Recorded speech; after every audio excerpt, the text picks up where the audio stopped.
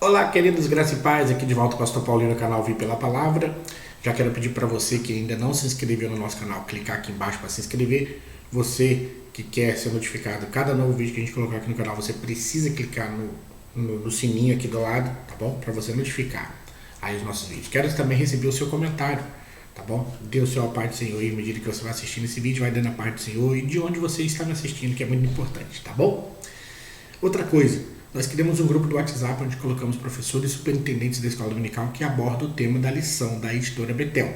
Se você quiser fazer parte desse grupo de WhatsApp, é só você colocar o seu nome e o seu número de WhatsApp aqui nos comentários, que teremos o enorme prazer de inserir você nesse grupo de WhatsApp, onde ali nós podemos trocar ideias, podemos aí trocar informações, que tem sido uma bênção para todos os nossos amados irmãos. Tá bom? Lembrando também que o nosso canal Vi Pela Palavra oferece a opção de você se aperfeiçoar, né? Melhorar a performance aí da sua escola dominical. Você que é professor, você que é superintendente, nós realizamos aí a possibilidade de você fazer o maior treinamento de professor de escola dominical do Brasil, tá? Melhorando a performance das aulas da escola bíblica dominical. Você vai poder assistir as videoaulas aí da sua casa, no seu conforto, baixar as apostilas, imprimir, enfim. Se você quiser saber como fazer parte desse maior treinamento de professor de escola dominical, aqui na descrição do vídeo embaixo, tá? Você tem que rolar um pouquinho para baixo aí, você vai ver um link, e aí você clica nesse link para você ser direcionado para o site onde vai dar toda a informação e dizer como você pode fazer parte desse treinamento, tá bom? Iniciando aí uma nova saga, né, maravilhosa, que é o livro dos Salmos, nesse primeiro trimestre agora de 2020, e é fabuloso, é maravilhoso poder conversar acerca desse livro que tem sido uma marca na vida de todos os cristãos, né? O livro dos Salmos é simplesmente demais, né? Tem sido um livro de consulta do cristão. O tema hoje da lição de número 1 fala que é um guia de devocional cristão, né? É um guia de devocional para o cristão. E eu não sei aí na sua congregação, mas pelo menos nas congregações que eu participo, né? Eu sou pastor da Assembleia de Deus, Ministério de Madureira, Campo de Canoas, aqui na cidade de Santo Antônio da Patrulha. Meu pastor presidente é o pastor Jerônimo, a quem eu quero mandar um abraço e a paz do Senhor. Na nossa congregação, na congregação que nós frequentávamos lá na cidade de Volta Redonda, no Rio de Janeiro, nós sempre tínhamos o hábito de fazer a leitura oficial do culto, a leitura introdutória, como os gaúchos chamam aqui, como usando o livro dos Salmos, né? A gente lia muitos Salmos e fazia uma leitura responsiva, congregacional, onde os irmãos acompanhavam, né? Então era muito gostoso isso, né? E até hoje eu mantenho na minha congregação, aos domingos, às quintas-feiras, sempre que a gente vai fazer a leitura introdutória, eu procuro recorrer ao livro dos Salmos, porque é simplesmente um livro maravilhoso. Transcende a ideia de que é um livro apenas de um inário, né, hebreu, porque o livro dos Salmos traz ensinamentos, traz advertências, traz orientações, é um livro que expressa também sentimentos, louvor a Deus, enfim, então ele vai transcender essa ideia de ser apenas um livro de canção, apenas um livro de um inário, né? Então, quando a gente vai falar aí do primeiro objetivo da lição, que é a gente fazer uma visão panorâmica do livro dos Salmos, né? Fazer uma visão assim por cima do livro dos Salmos, não ater a detalhes por enquanto, nesse primeiro ponto da lição, nós vamos falar que os Salmos, ele tem uma subdivisão, né? O livro dos Salmos não era como é hoje, um livro só, com 150 números de salmos. E uma coisa importante que você precisa aprender quando for referir aos salmos: salmos não tem capítulo, tá? Quando você for fazer uma leitura na palavra de Deus e for fazer a leitura do salmo, você não pode dizer salmo capítulo tal, verso tal, né? Você precisa dizer que é salmo de número, porque como é um livro poético, é um livro de canção, é um livro onde que tinha números de louvores, de poesias, então a gente não se refere como capítulo, mas refere-se como Salmo de número 1, Salmo de número 121, Salmo de número 91. Então toda vez que for fazer referência aos salmos, nós assim o fazemos. Salmo de número. Os demais livros da Bíblia, sem problema nenhum, são capítulos, né? E versículos. Mas pastor, os salmos, como os demais livros, não são divididos em capítulos e versículos? Sim, capítulos e versículos. Mas a terminologia para nós usarmos para salmo fica mais adequada chamarmos salmos de número do que chamarmos capítulo, tá certo? É só uma questão de orientação. E uma outra questão, falando aí acerca, tirando um pouco agora a questão da nomenclatura do livro, né, da denominação desse nome do livro dos Salmos, nós vamos para uma outra parte da lição que vai, desse mesmo ponto, do primeiro objetivo da lição, ainda na visão panorâmica, falar sobre, depois de falarmos da subdivisão, nós vamos falar aí acerca da questão dos autores, né? Salmos, a gente às vezes tem tendência de referir ao Salmo como sendo na sua totalidade de Davi, e não é. Salmos, nós temos ali vários autores, temos Moisés, temos os filhos de Corá, temos Emã, Etã, né? Então são vários outros autores que também fizeram, até o próprio Moisés, né? Tem ali registro de Salmo de Moisés, né?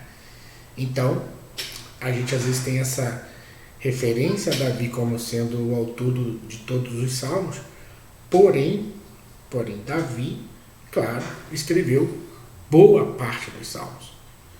Talvez seja por esse motivo, de ser um rei de Israel, um personagem muito conhecido na Bíblia, que há essa denominação da autoria do livro dos Salmos a Davi. Mas nós temos que considerar que os salmos têm outros autores, tá bom? Fazer essa consideração é importante para nós que temos aí o interesse de conhecer um pouco acerca desse livro, né? De estarmos aí um pouco com a nossa visão aberta sobre esse livro.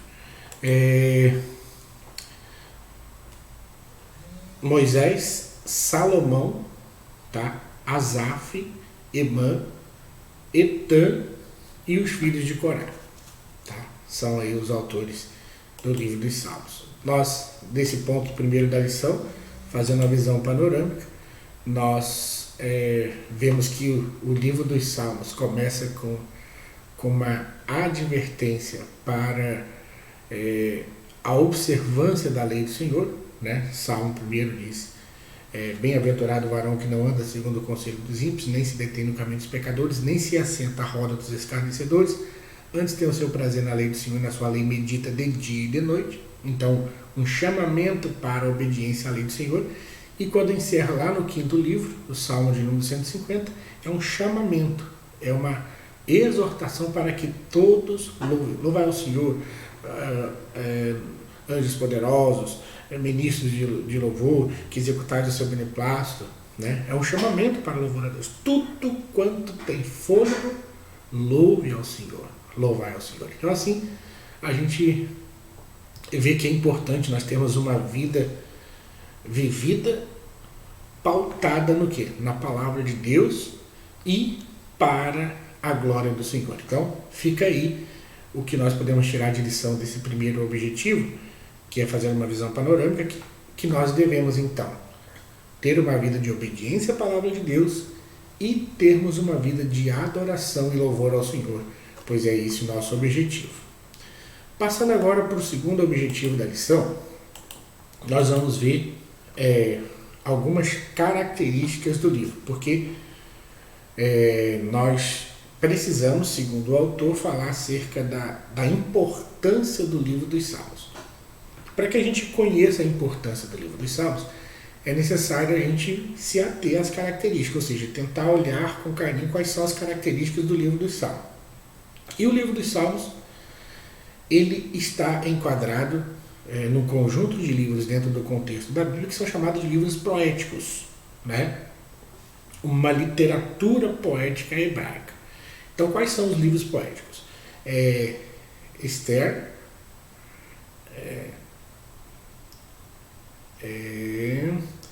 história. Salmos, Provérbios, Eclesiastes e Cantares. São os livros poéticos. Então, esses livros são considerados, no contexto dos 66, como livros de poesia. Eles são caracterizados, os salmos especificamente, pelas expressões que remetem, por exemplo, emoção, ritmo e uma linguagem, em certos pontos, como metafórica. Como comentou aí o comentarista Esdras Betinho.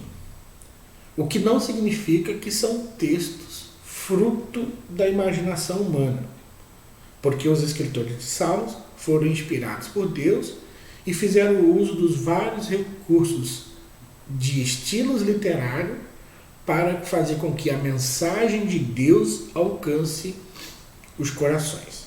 Então esse é um ponto interessante que a gente tem que focar nessa questão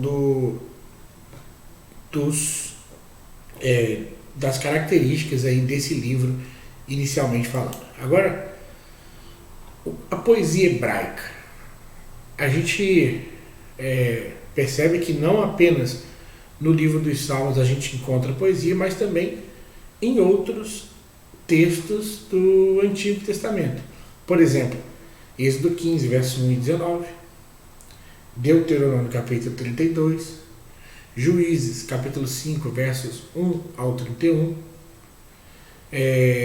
A gente percebe que trata de uma poesia diferente da poesia do nosso tempo, pois não envolve a rima de sons, mas a rima de pensamentos e ideias. Qual é a nossa ideia de poesia, de poemas, de canções? Que tem que trazer uma rima sonora, né? Meu coração não é pão, né? A gente entende a poesia como uma rima sonora, mas o contexto aqui dos Salmos, ela é uma poesia, porém a consonância não se dá de forma sonora, mas se dá na combinação das ideias. E a gente vai encontrar vários salmos que a descrição dos sentimentos intensos estão neles impressos, né? E como os escritores lidaram com esses sentimentos, né? Alguns choraram. A expressão, por exemplo, do Salmo de Davi, que ele diz que fez nadar a cama dele nas lágrimas, né? Então são canções poéticas aí muito interessantes. Os acrósticos. Esse é um ponto interessante, eu vou colocar aqui o slide para você me acompanhar. Salmo também contém poemas acrósticos em que o conjunto das primeiras letras de cada verso forma uma palavra, ou segue uma sequência alfabética. Tá? Então a primeira letra de cada conjunto, as primeiras letras de cada conjunto de versos formam uma palavra. A título, por exemplo, usamos o Salmo de número 119. Os versos são reunidos de 8 em 8, cujos grupos começam com uma mesma consoante. Assim, trata-se de um recurso literário que muito contribui para a memorização, a qual tinha uma grande importância, principalmente no contexto judaico no Antigo Testamento. Tal fato nos faz lembrar da importância de utilizarmos diferentes recursos no processo de ensino-aprendizagem da Palavra de Deus. Então está aí a explicação do porquê desse tipo de uso de recurso, né? O uso do recurso dos acrósticos é no sentido de fazer com que a mente, né, fique mais favorecida para que haja memorização dos textos das canções. Eu quero só lembrar você que nós estamos falando de um povo, né, que sofreu, que em muitos momentos da sua história estava aí cativos, sem acesso às suas culturas naturais, né, ali inseridos num contexto pagão, e que precisavam manter aquilo que haviam aprendido vivo no coração. E de que forma fazer isso? Memorizando, né? Até há um salmo que diz que os inimigos pediram que eles tirassem as harpas né? e cantassem as canções dos hebreus, e eles dizendo: como podemos louvar, cantar as nossas canções em terra estranha? Então, o problema não era não saber a letra, não conhecer a canção. A situação ali da negação de fazer o que os inimigos pediam era no sentido de não se sentirem na terra da adoração, no lugar da adoração que lhes era peculiar. Então, a memorização é importante. Por isso a gente precisa usar todos os recursos para ministrar a palavra de Deus, né? Seja ele audiovisual, seja ele recurso de PowerPoint, enfim, nós devemos usar todos os recursos para que haja uma compreensão ampla daquilo que é a palavra de Deus. E a outra característica está na questão do refrão, né? Refrão é a repetição de uma frase ou forma. E aí, em alguns salmos, é possível perceber essa referida repetição com maior clareza. No Salmo 107, por exemplo, a repetição dos seguintes versos, alguns com pequenas variações. Primeiro: e clamaram ao Senhor na sua angústia, e ele os livrou das suas necessidades. Está no verso 6, no verso 13, no verso 19 e no verso 28. E o segundo: louve ao Senhor pela sua bondade e pelas suas maravilhas para com os filhos dos homens. Aí está no verso 8, no verso 15, no verso 21 e no verso 31. Então, os refrãos são essas repetições, né? Para quê? Para fazer com que uma ideia seja repassada de uma forma mais destacada.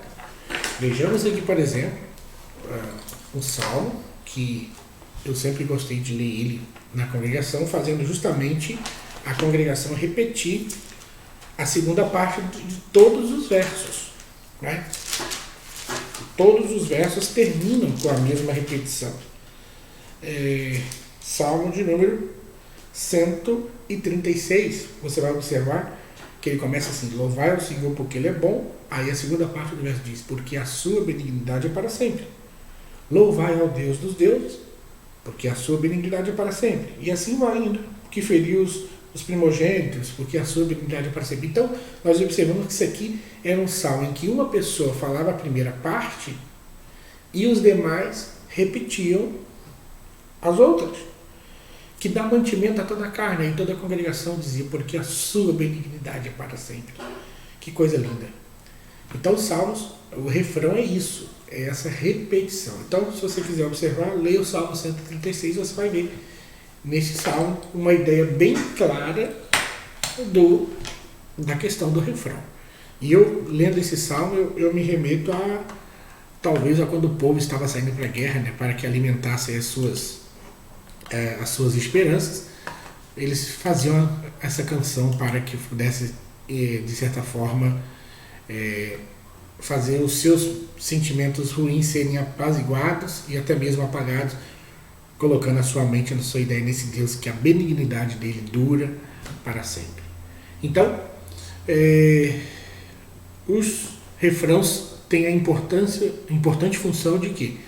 De organizar o poema para reforçar um tema abordado. Então, trata de um modo de combinar e organizar aí os pensamentos.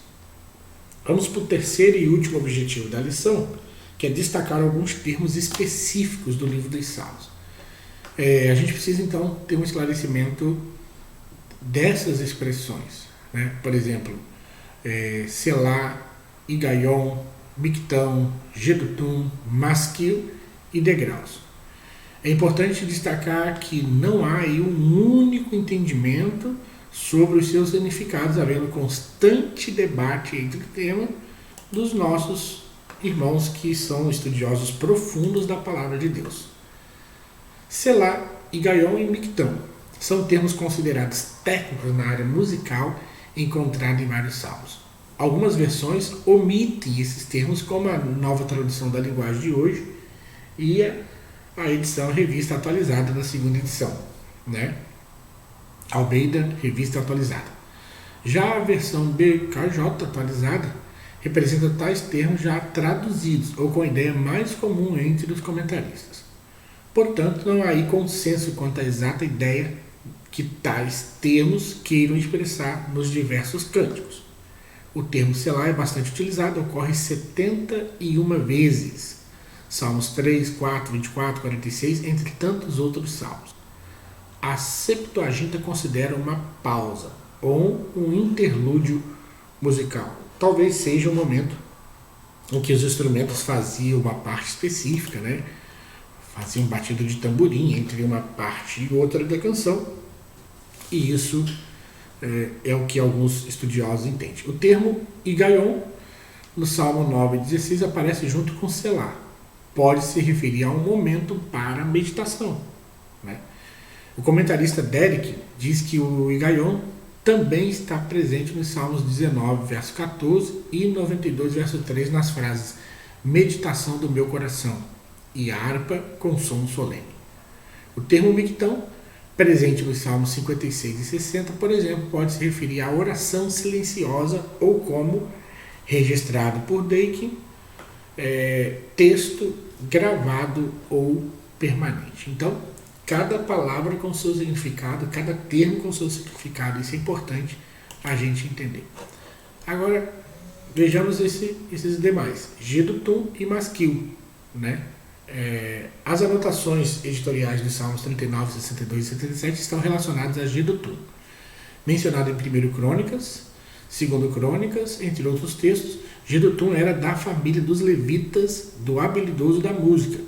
Junto com Asaf e Emã, seu nome está associado a louvores, profecias, instrumentos musicais, enfim. Então está aí a explicação bem clara desse tema. Já o termo masquil, encontrado no título de alguns salmos, como 32, 42, 44, 45, por exemplo, também não há consenso quanto ao seu sentido, podendo ser salmo de entendimento ou salmo didático. Daí que identifica como ensino. Contudo, também há outras sugestões como salmo eficaz ou salmo habilidoso, como Kidner diz. Fechando então, vamos falar sobre os degraus. Degraus, cujo nome significado literal desse nome significa subir ou ainda cântico gradual, cântico de peregrinação, consiste na tradução dos títulos dos Salmos 120 ao 134. A Bíblia judaica completa traduz como canção da subida. Há diversas interpretações para o uso deste título, sendo a mais provável a que faz referência aos cânticos entoados pelos peregrinos quando subiam para Jerusalém. Então esse é um consenso maior dos estudiosos, está nessa interpretação que os cânticos dos degraus eram as canções que os peregrinos, quando subiam para Israel, cantavam e louvavam a Deus. Então está aí essa nossa intenção. Concluindo a nossa lição, o livro dos Salmos é um indispensável guia para o louvor e a adoração, e principalmente a oração, tanto individual como coletiva, principalmente nesse tempo de tantas distorções e superficialidade doutrinária expressa em muitos cânticos. E principalmente agora nesse período aí do Covid-19, né, nós devemos recorrer à palavra de Deus para ser nossa instrução, nosso guia a cada dia da nossa vida, tá bom? Nós vamos ficando por aqui. Se Deus nos permitir, vamos voltar aí com a nossa próxima aula, falando da lição de número 2. Lembrando que se você quiser fazer o maior treinamento de professor de escola dominical, está aqui no link, aqui abaixo na descrição desse vídeo, que você pode clicar para ser inserido nesse treinamento. Se você quiser fazer parte de um grupo de WhatsApp de professores que falam da lição da escola dominical da Betel, também deixa o seu nome aí, o seu comentário, a gente vai inserir você, tá bom? Um beijo no seu coração, Deus abençoe a sua vida, e se Deus assim nos permitir, nós voltaremos no nosso próximo vídeo. Quero pedir para você compartilhar aí nas suas redes sociais os nossos vídeos, para que possamos alcançar mais pessoas no canal Ouvir pela Palavra. Deus te abençoe, fique em casa se você puder, vamos fazer a nossa parte e nós vamos vencer essa crise em nome de Jesus. Paz do Senhor a todos.